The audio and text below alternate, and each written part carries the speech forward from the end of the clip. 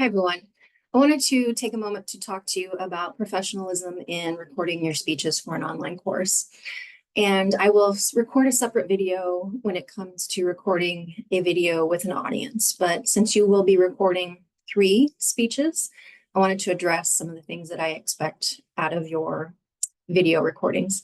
So even though you are taking this course online and you are likely recording your videos at home, and you may have limited options as far as where you record. Some of you may be recording from a bedroom.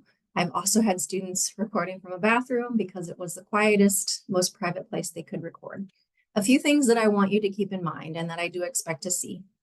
I don't want you to be lying down. Preferably you're not on a bed. I would like you to be sitting or standing. So make sure that you select a location where you can sit down or stand up. And if you have to sit on a bed, you are sitting up straight and you are being attentive. If you were taking this class in person, you would be coming up to the front of the class to a podium and presenting to your classmates and to me. So there needs to be an air of more professionalism when you deliver and record. Think about what happened maybe during COVID and we were watching news anchors working from home. They were still recording in a manner that felt professional.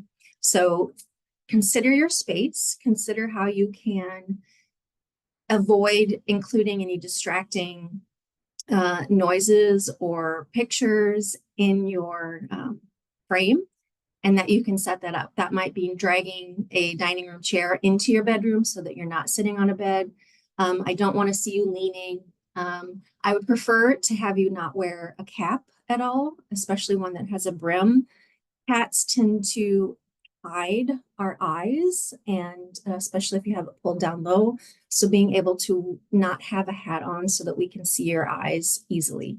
Having your recording be from your kind of shoulders and up is fine. You should be in the center of the frame, and you want to make sure that you're making eye contact with that camera.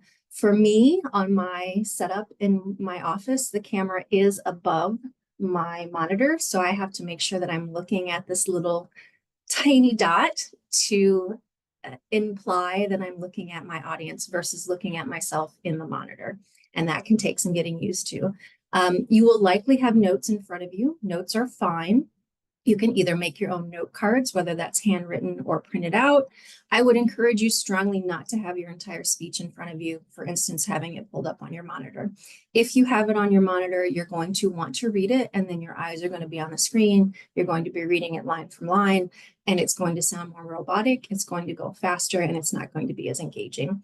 That's where practicing multiple times comes in. So practicing 5 to 10 times so that you know the flow. You know what's coming next. You're familiar with the content. You do not need to have it memorized. Memorization comes with its own pitfalls, but being able to know what's coming, having some guideposts in front of you. So if you do have a little moment in your brain, you're like, I'm not sure where I'm going next, you have that in front of you to remind you, to prompt you. And this also, practicing multiple times, gives you an idea where you are time-wise. Time is always a component in your grade in speeches because in the real world, in public speaking, you have a time limit. And if you go over the time limit, you frustrate your audience. I teach classes in a 2-hour and 20-minute segment in person. If I go over that time, students are not happy. I need to be respectful of their time. And since we have multiple students in this class, we need to be respectful of adhering to those times. So you are striving for 3 to 5 minutes, which means you are going as short as 2.5 and as long as 5.5. I would steer you towards a little bit longer. 2.5 means you probably don't have a ton of content that you should be including. And if you want to think about breaking down the speech, I'd say spend about 30 seconds on your intro. The meat of your speech will be the body, and that should include about 3 main points with evidence and references to sources in it. And your conclusion should be about roughly 30 seconds. It's usually a little shorter. Sorry, my nose is itchy. A little bit shorter than your intro, but think about how you can break it up that way. So please make sure that you're sitting up, that your lighting is good, that we can see you, that we can hear you. I have had students submit their their video link and there was no sound. So make sure that you're checking that your sound comes through when you record, because sometimes things happen technologically and we don't know why, but making sure that you record something that we can actually hear. I've encouraged you to have an unlisted YouTube account. That's usually the easiest way, but you can certainly attach your videos. I saw some of you do that in your introductions. Just be aware that when they're longer than a minute, they can take a while to upload. So making sure that you're giving yourself that time on the due date of the essay to upload the file and make sure that it goes through before the end of the deadline. If you are in a chair, so for instance, I'm in a chair at work, take my sunglasses off here.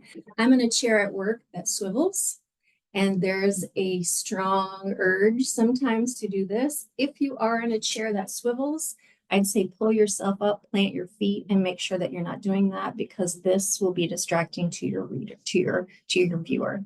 So a couple things to recap: make sure that you are sitting or standing. You're not lying down, preferably you're not on a bed. You have good light.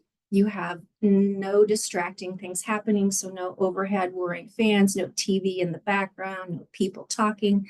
Make sure you turn your phone off. I've had students, their phones ding and it comes across quite loud in the video.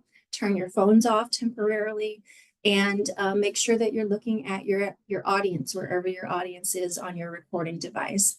Test your sound and make sure that you're adhering to that 3 to 5 minute time, which means that you will be practicing aloud, preferably in front of a mirror, recording yourself, or even practicing in front of friends or family, so that you have an idea of how long your speech is. When we are nervous, we tend to speak more quickly and things go by faster. So practicing enough helps you to slow yourself down a little bit. So those are my pointers for recording speech number 1.